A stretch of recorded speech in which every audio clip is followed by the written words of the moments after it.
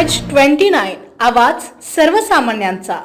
भाजपा जिलाध्यक्ष का दावा झूठा, आमदार राजू तोडसाम ने किया बड़ा खुलासा। भाजपा के जिलाध्यक्ष एडवोकेट प्रफुल्ल चौहान ने सनसनीखेज आरोप लगाया कि पिछले 6 महीनों में यवतमाल जिले के रालेगांव तालुका से 34 आदिवासी लड़कियां गायब हो गयी और ये सीधे मानव तस्करी या लव जिहाद से जुड़ा है। इसके बाद होम और पुलिस डिपार्टमेंट ने हर जगह पूरी जांच की, लेकिन लापता या किडनैप हुई लड़कियों की संख्या भाजपा द्वारा बताए गए नंबर से मेल नहीं खाती थी। अब भाजपा के अंदरूनी हलकों में चर्चा है कि भाजपा ने आदिवासी विकास मंत्री प्रोफेसर डॉक्टर अशोक उइके को शर्मिंदा करने के लिए केस उठाया है। रालेगांव के इस कथित मानव तस्करी मामले में भाजपा के ही विधायक राजू तोडसाम ने किया ये बड़ा खुलासा। यवतमाळ जिल्ह्यातील राडेगाव विधानसभेमध्ये खास करून राडेगाव शहरामध्ये एक 2 दिवसापासून आदिवासी मुलींच्या संदर्भात एक दुर्दैवी बाब प्रसार माध्यमाच्या माध्यमातून सातत्याने दाखवली जात आहे। परंतु जी बाब माननीय आमचे जिल्हाध्यक्ष प्रफुल्लजी चव्हाण आणि सन्माननीय मंत्री महोदय यांनी जी भूमिका घेतली त्या भूमिकेच्या संदर्भात मला त्याचं स्पष्टीकरण देणं फार अपेक्षित वाटलं। कारण की ज्या आदिवासी मुलींच्या संदर्भात ज्या 34 मुलींना पळून नेलं किंवा त्या 34 मुलींची विक्री झाली किंवा त्या 34 मुलींवर अन्याय झाला, अत्याचार झाला, अशा प्रकारचं जे काही विधारक प्रचार प्रसार माध्यमातून झालेलं आहे ते अतिशय दुर्दैवी आणि चुकीचं आहे हे मला आवर्जून सांगणं या ठिकाणी वाटतंय।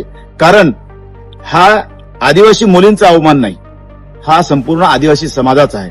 त्यामुळे आदिवासीची कुठलीही मुलगी त्या ठिकाणी विकल्या गेली नाही, पळून गेली नाही किंवा कुठल्याच प्रकारची घटना घडली नाही अशा सविस्तर चर्चा मी सन्मान्य SP साहेबांसोबत माननीय कुमार चिंतासोबत चर्चा केली। त्या चर्चेमध्ये मला निदर्शनात आलं की जी काही व्हिडिओ क्लिप आली ते व्हिडिओ क्लिप कुठली आहे, कसं आहे, ते एक व्यक्ती आहे, ते ठरलेला व्यक्ती आहे, त्याचे ते बॉयफ्रेंड आहे हेच लक्षात आलं।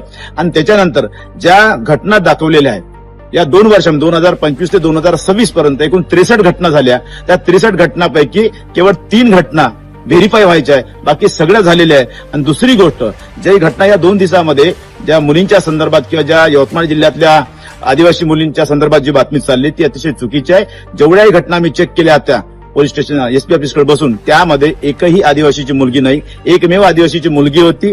ती मुलगी वयानं कमी होती आणि त्यांना लग्न करायचं होतं आणि ती लग्न करण्यासाठी तयार होते, नातेवाईकही होते आणि हे होते, परंतु ते त्यांचं काहीतरी डिस्प्यूट वातावरण झालं किंवा त्या ठिकाणी वयाचा काहीतरी प्रॉब्लेम आला आणि म्हणून तेवढीच एक घटना एक आदिवासी समाजातली प्रधान समाजाची मुलगी आणि प्रधान समाजाचाच व्यक्ती त्यांची ते दुसऱ्यांदा लग्न करण्याचा जो विषय होता की त्याची पहिल्या पत्नी मरण पावली आणि त्याला दुसऱ्यांदा लग्न करायचा, अशा प्रकारचा प्रसंग त्या ठिकाणी दोन्ही घटना एकाच जातीच्या प्रधान समाजाच्या।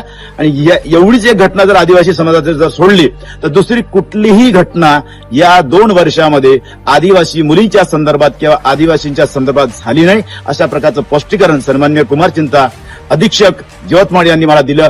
त्यामुळे अशा प्रकारच्या अपप्रचाराला बळी पडू नये अशा प्रकारची विनंती मी एक आदिवासीचा आमदार म्हणून या ठिकाणी विनंती करतो। धन्यवाद।